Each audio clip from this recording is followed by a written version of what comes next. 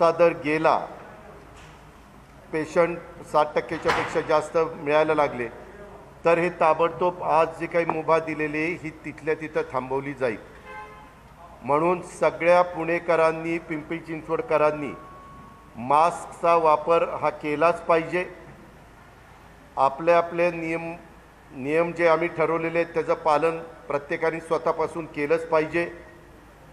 दुकानामध्ये विक्री करत असताना दुकानाचे जे मालक असतील ते मालक आणि तिथं त्यांचे सेल्समन हे बऱ्याचदा मास्क वापरत नाहीत, अशा प्रकारची तक्रार काही सन्माननीय लोकप्रतिनिधींनी केली.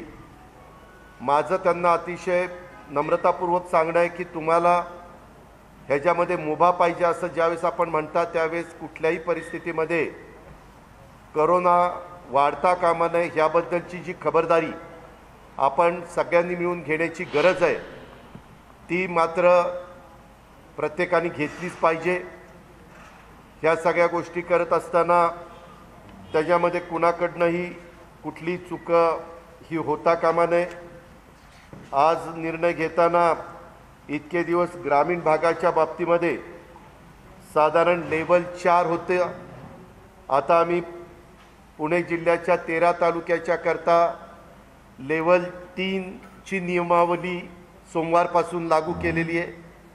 पुणे जिल्ह्याच्या ग्रामीण भागातल्या 13 तालुक्याकरता. आणि त्यातल्या काही आमदारांनी सांगितलं की पुणे शहर आणि पिंपरी चिंचवड शहराला जी आपण नियमामध्ये काही निर्णय घेताय तसा निर्णय ग्रामीण पण घ्या, परंतु ग्रामीणची पॉझिटिव्हचा दर आजही सरासरी 5.5चा आहे. त्यामुळं तिथं ह्या आठवड्यामध्ये आपल्याला घेता येत नाही, परंतु लेवल 4च्या ऐवजी लेवल 3 आम्ही तशा पद्धतीनं निर्णय घेतला आहे.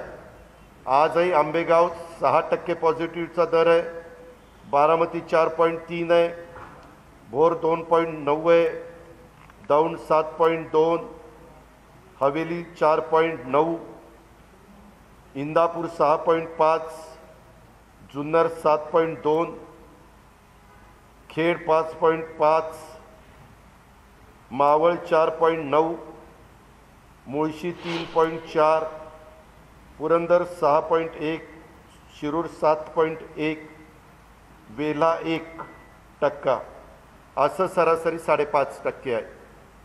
तिथंही निर्णय घेतले जातील, परंतु हे सगळं प्रमाण जसं पुण्याचं ॲव्हरेज आठवड्याचं 3.5% आलेलं आहे आणि आपल्या पिंपरी चिंचवडचं पुण्याचं 3.3 आलं आहे आणि पिंपरी चिंचवडचं 3.5 आलं आहे आणि पुणे रूरलचं 5.5 आहे. ते 5च्या आत आल्यावर त्याच्याबद्दलचा निर्णय पुढच्या आठवड्यामध्ये घेतला जाईल. पुणे ग्रामीणच्या करता सर्व दुकानं आस्थापना आठवड्याच्या सर्व दिवस दुपारी 4 पर्यंत सुरू राहणार आहेत. हॉटेल रेस्टॉरंट 50% क्षमतेसह दुपारी 4 पर्यंत सुरू ठेवायला पुणे ग्रामीणच्या करता मान्यता देण्यात आलेली आहे. आता पुणे आणि पिंपरी चिंचवडच्या संदर्भामध्ये आम्ही मुख्यमंत्री महोदयांनी काही सहकाऱ्यांशी चर्चा केली, अधिकाऱ्यांशी पण मी त्याच्यामध्ये चर्चा केली. आता 2-3 दिवस 4-5 दिवस झाले वेगवेगळ्या पद्धतीनं काही जणांचं नियम तोडून काही गोष्टी करतात. वास्तविक त्या सगळ्यांना मला आव्हान करायचं आहे की हे शासन काही मुद्दाम बळजबरीनं करत नाही. मध्ये पेपरबाजी किंवा इलेक्ट्रॉनिक प्रिंट मीडियामध्ये असं आलं की बाबा पुण्याकडं दुर्लक्ष आहे. अजिबात पुण्याकडं दुर्लक्ष नाही. मी तुम्हाला वेळोवेळी सगळ्या गोष्टी सिद्ध करून देईल. महाविकास आघाडीचं सरकार आल्यानंतर पुणे जिल्हा, पुणे शहर, पिंपरी चिंचवड शहर ह्याच्या संदर्भामध्ये शासनाकडनं ज्या काही गोष्टी सकारात्मक घेण्याची गरज असेल त्या घेतल्याच जातात. त्याच्याबद्दल कुणी गैरसमज करू नये आणि ह्याच्यामध्ये राजकारण पण कुणी आणू त्या ठिकाणी नाही. पिंपरी चिंचवड पुणे शहराच्या करता सर्व दुकानं आस्थापना आठवड्यातील 1 दिवस सुट्टीसह इतर सर्व दिवशी रात्री 8पर्यंत सुरू राहणार आहेत. म्हणजे आपल्या इथं बघा, कधी कधी लक्ष्मी रोड आठवड्यातनं एक दिवस बंद असतो, कधी आपला तुळशीबाग परिसर बंद असतो, कधी आपला कॅम्प बंद असतो. त्यांचे ते मागं वर्षानुवर्षे होत आलेले ते दिवस त्यांचे बंद राहतील, पण इतर 6 दिवस हे त्यांचे 8 वाजेपर्यंत सर्व दुकानं उघडी राहतील. पण त्या दुकानामध्ये मगाशी सांगितलं तसं दुकान मालकांनी आणि तिथल्या सेल्समन सगळ्यांनी मास्क कंपल्सरी वापरलाच पाहिजे. दोन्ही वॅक्सिन त्यांनी घेतलेलंच असलं पाहिजे मालकांनी, कारण आता पुण्यामध्ये प्रायव्हेट खाजगी पण वॅक्सिन मोठ्या प्रमाणावर उपलब्ध होतं. त्याच्यामुळं तिथं ग्राहक आलेला असताना ग्राहकाशी त्यांचा जेवढा काही संबंध येईल त्याच्यामध्ये दोन्ही वॅक्सिन तिथल्या सेल्समननी आणि मालकांनी घेतलेली असली पाहिजे.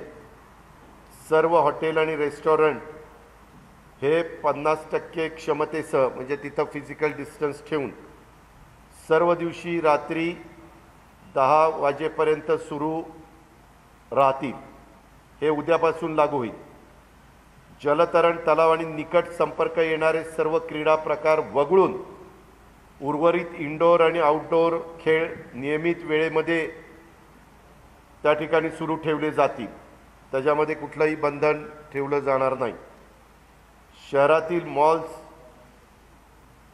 ते सुरू करायला आम्ही परवानगी देतो, पण तिथं डबल वॅक्सिनेशनची अट.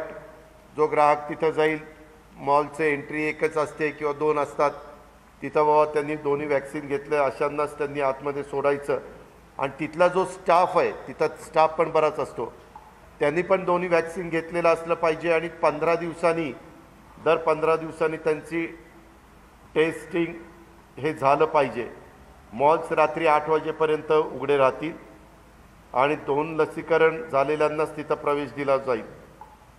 सर्व गार्डन्स उद्यानं ह्या नियमित वेळेपर्यंत सुरू ठेवता येतील. आत्ता जरा संध्याकाळी सुरू ठेवताना थोडंसं त्याच्यात काही बदल केलेले होते, परंतु आता नेहमीची जी पद्धत आहे त्या प्रकारे